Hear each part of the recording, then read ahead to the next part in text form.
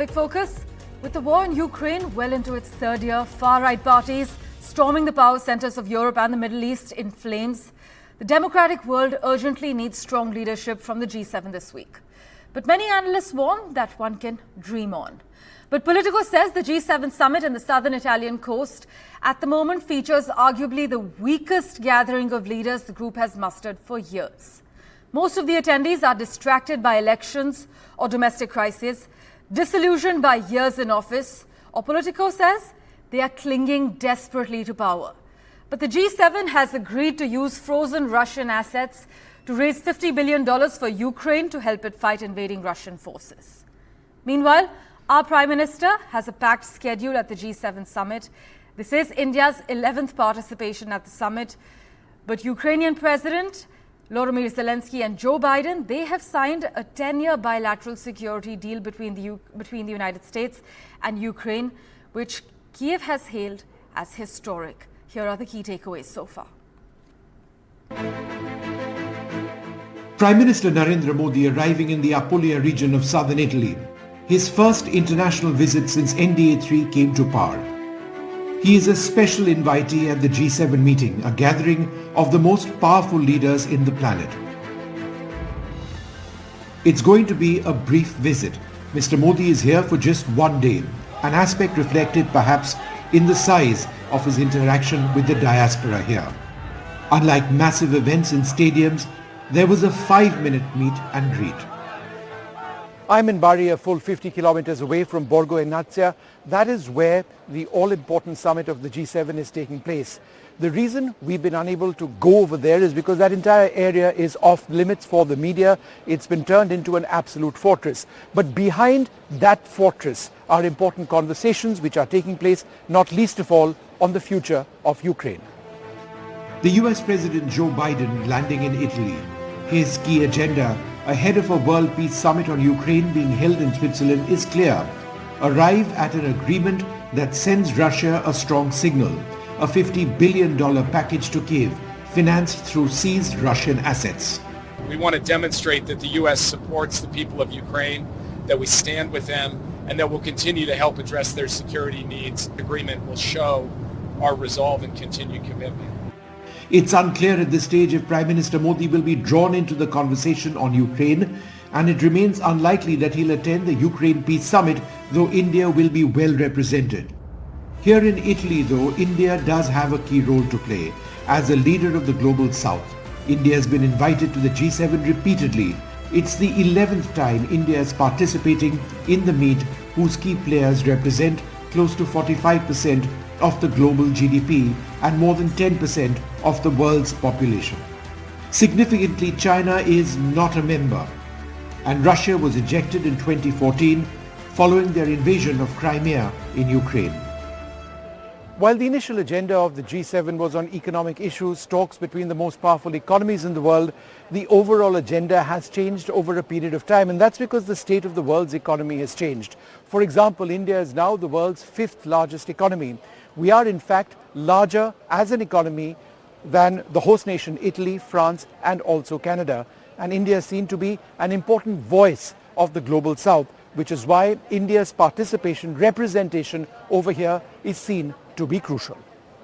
Besides key bilateral meetings, including the possibility of one with his Canadian counterpart Justin Trudeau at a time of great tension between India and Canada over Khalistani separatism, Mr. Modi will be focusing on the Indo-Pacific region, Africa, climate change, migration and artificial intelligence. He will of course also look at the relationship with Italy, a key partner nation with whom New Delhi has had excellent relations. The Italian Prime Minister Giorgia Meloni was in India for the G20 summit in October 2021 and was in India on a state visit in March last year. Both countries are developing their strategic partnership. There are 2 lakh people of Indian origin in Italy, the second highest in the EU after the Netherlands. Italy is a member of the India-led International Solar Alliance. Trade in 2022-2023 was $15 billion. Italy is India's 4th largest partner in the European Union.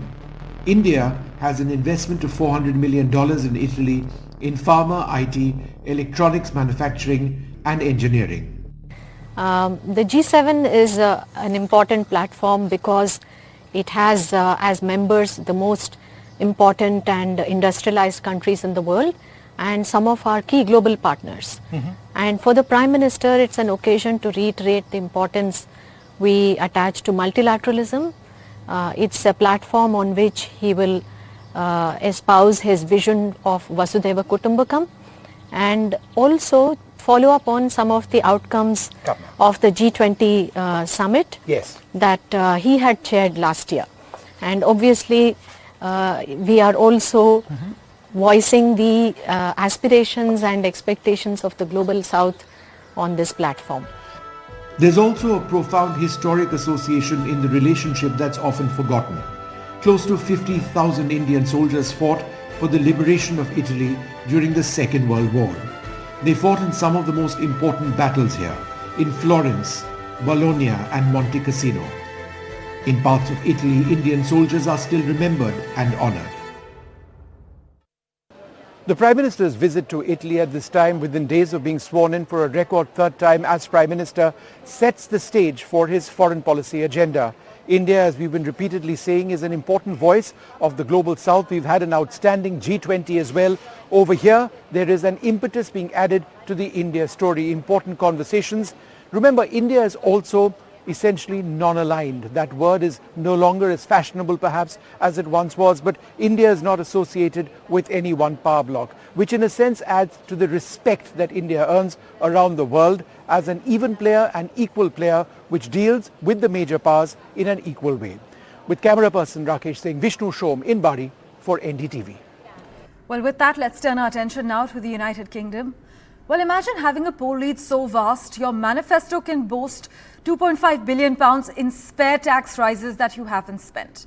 Well, that was Keir Starmer's gambit, his closest thing to surprise the rabbits he detests, as Labour's leader launched an offer to British voters that he hopes won't upset his 23-point poll lead over the Tories.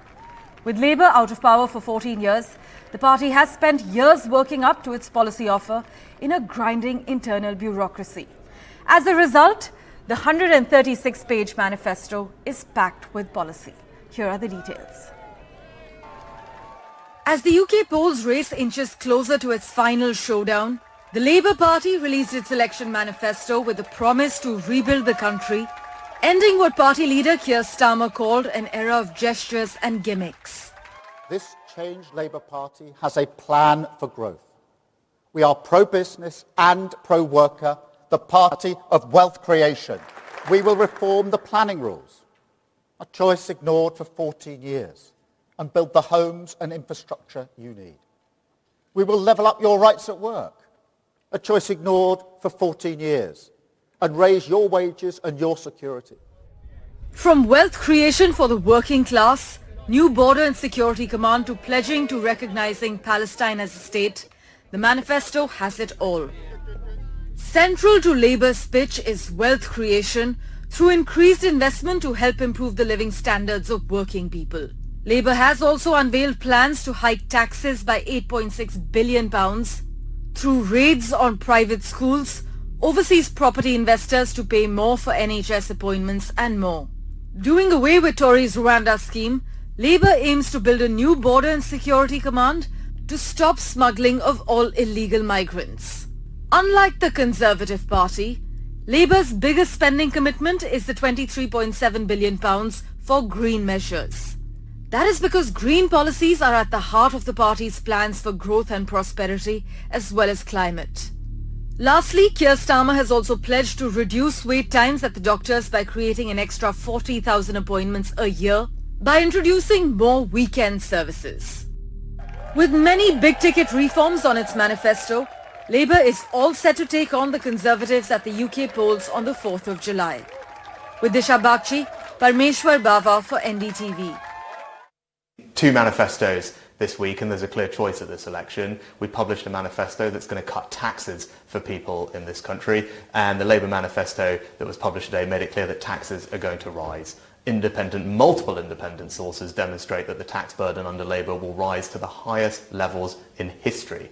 And in contrast, if I'm re-elected, we will cut taxes for people at every stage of their life, cutting taxes for people in work, cutting tax for people who are self-employed, cutting tax for people who are buying their first home, cutting tax for pensioners and cutting taxes for families. That's the type of country I want to believe.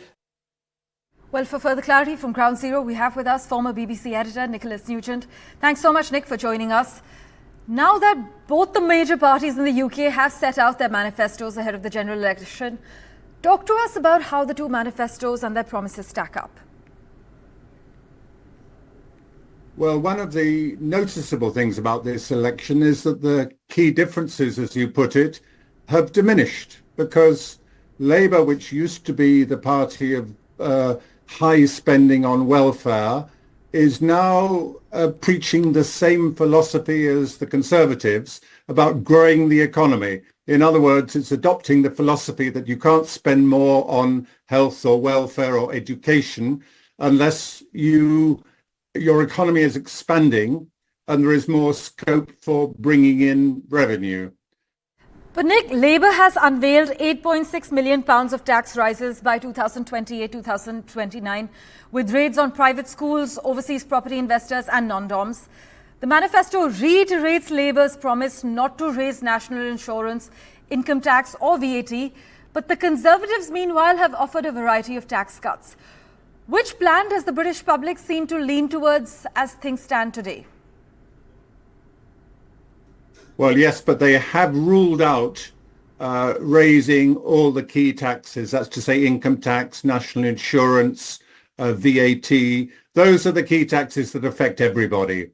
So Labour Party reckon they're going to raise their tax by selective measures, raising VAT on private schooling. So that's a vote for equalisation within society, not giving the same privilege to those who can afford expensive schools. And secondly, to tax the oil and gas industry, because once again, that brings in a lot of revenue, but it also helps the climate change policy of reducing dependence on oil and gas, and various other sort of small tax changes, or indeed trying to prevent tax evasion, trying to tighten the rules. So no government is going to win, or no party is going to win this election by putting up what we normally think of as personal taxes, the taxes that affect most people. So they have to find other ways of doing it, other ways of raising the revenue that they're going to need if they are going to succeed in, for example, reducing the waiting lists in the National Health Service, which is something that both parties have put high up in their priorities. Well, as we wrap, Nick, Nigel Farage's return. Is it turbulence for the Tories? As per the latest numbers, Reform UK has overtaken the Conservatives in a YouGov poll for the first time. The only significance of Reform is how much they damage the Conservative Party, because they're not going to take votes from anyone except the Conservative Party. It's very unlikely they'd take votes from anyone else. So the Conservative Party, already in a difficult condition, will have its number of seats reduced by the performance of Reform. Reform may not get many members of Parliament, a handful at the most, possibly not even that, but they will, in our first past the post system, take away votes from the Conservatives. And the Conservatives know this, so that's why yesterday they started talking, trying to worry their traditional voters and say, if you vote for Reform, that's a vote for the Labour Party, and you could put the Labour Party in power for 10 years. So they are reacting to this, quite honestly, very real threat to the numbers of MPs elected for the Conservative Party by introducing an element of fear that it'll put Labour Party, the traditional socialists, I might say, into power for many years. But I don't see the Labour Party as being very socialist at all these days, because they want to grow the economy more than anything. Well, it's always a pleasure to chat with you, Nick. Thanks so much for making time for us on the World 24/7. Also joining us on the World 24/7, former Conservative Minister Lord Joe Johnson of Marylebone. Mr. Johnson has been a prominent figure in government policy making, serving as head of Number 10's policy unit and as Minister of State. He is also the younger brother of the former UK Prime Minister Boris Johnson. Thanks so much, Joe, for making time for us. New research from pollsters Public First contains the extraordinary finding that 46% of the public, including 24% of Conservative voters in 2019, they agree that Conservatives deserve to lose every seat they have at the election. What are the chances of Tories returning to power given a series of recent polling data? No, the overwhelming likelihood is of a change of government, and that's not surprising after 14 years of Conservative or Conservative in coalition government. The country is quite clearly looking for a change. Keir Starmer and the Labour Party are doing a pretty good job at presenting an unthreatening picture of what a Labour Party would mean for the country. Well, you know, for many in India and for Indian students studying in the UK, there are valid concerns regarding the retention of the graduate route visa scheme. I noticed that the Conservative Party manifesto has no explicit mention of it, but when I spoke to the Shadow Trade Secretary, he clearly said Labour has no plans to abolish it. Help us understand where things stand at the moment.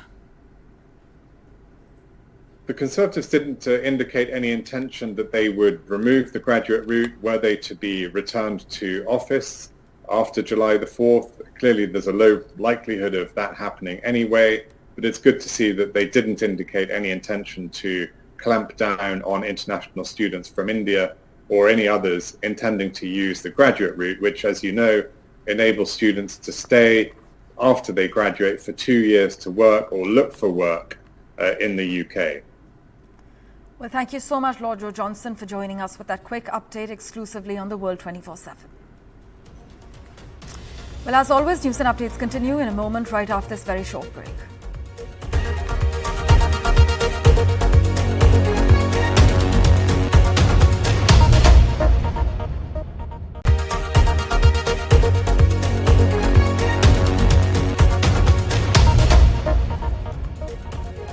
Welcome back.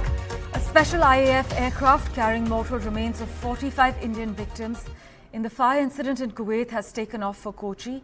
The Minister of State for the Ministry of External Affairs, Kirti Vardhan Singh, who coordinated with the Kuwaiti authorities ensuring swift repatriation, is on board the aircraft. Now, that flight is expected to land in Kochi around 11 a.m. our time, but among the victims, unfortunately, around 24 were from Kerala, while the rest were from Tamil Nadu, Bihar and Uttar Pradesh. As we had extensively covered, due to the devastation, many of the bodies were charred beyond recognition, which meant that they had to actually be identified through DNA tests. My colleague Sam Daniels tracking all the latest updates for us. He joins us live from Chennai at the moment. Sam, an Indian Air Force aircraft has departed to bring back the mortal remains. Can you guide us when it's expected to land at Kochi Airport?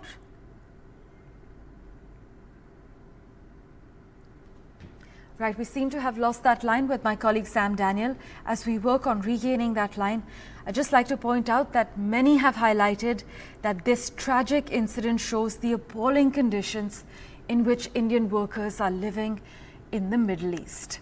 But as we can share with you, an IAF aircraft has departed to bring back the mortal remains, and it's expected to land in Kochi.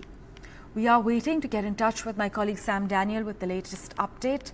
But at the moment, the details that we can disclose are that the flight is expected to land in Kochi around 11 a.m. local time. And among the victims, around 24 Indians were from Kerala, while the rest were from Tamil Nadu, Bihar and Uttar Pradesh. As we had reported, that due to the devastation, many of the bodies were charred beyond recognition, which meant that they had to be identified through DNA tests. Sam is with us at the moment. Sam, what time is that aircraft expected to land at Kochi Airport exactly? Parmeshwar, we expect the special flight from Kuwait to land in Cochin at 11 this morning. And both the Kerala and Tamil Nadu governments have made arrangements for vehicles to take or hand over these mortal remains to families both in these two states. Already the Tamil Nadu Minister in charge of non-resident Tamils is heading to Kochi. The Kerala Chief Minister also has instructed the NOCRA, the body that's coordinating this, to make sure all the mortal remains will reach the families soonest. The Kerala government has announced a total relief of 5 lakh to each of these families, besides another assistance by other parties amounting to 12 lakh rupees. In the case of Tamil Nadu, it's 7 lakh. And this also raises the larger question of safety of migrant workers from India, particularly in the Gulf region after this Kuwait tragedy. And the bodies were completely charred. It took DNA tests for identification. Now authorities confirm that all the mortal remains have been identified now, and there will be no delay in terms of any other procedure after they land in Cochin. Right. As always, Sam, thanks so much for joining us with the latest update. We also have with us for a quick comment, President of the Kuwait chapter of the Kerala Muslim Culture Centre, Sharafuddin Kaneth. Thank you so much, sir, for joining us with a brief update. We are aware that the building was rented by a construction firm, NDTV Group, and it housed 195 workers. But were there any glaring health and safety concerns in this building that have come to light yet? First of all, myself, Sharafuddin Kaneth, I'm ex-president of Kuwait KMCC and ex-director. Okay. And I was there in the building immediately after the fire. We all reached there. And the building security measures only as per Kuwait municipality rules. They should not close the ground floor completely. Unfortunately, it has been closed and there was less opportunity to escape considering other buildings, and the pillars should be remain. Should not close completely surroundings of the ground floor. Because so that is the reason government of Kuwait immediately after this incident, they arrested municipality head of the superintendents and authorities because the security measures means they should adhere with the rules and regulations of the municipality, so that has not been taken care. That is the reason mainly they are saying the death toll go high due to the, this is the, there was we no know that room the Kuwaiti to escape. authorities are investigating this in great detail. Thank you so much, sir. We will, of course, be in touch with you for the latest updates from Ground Zero. Meanwhile, thank you for investing your time in watching this edition of The World 24/7. Latest updates continue. Do stay tuned.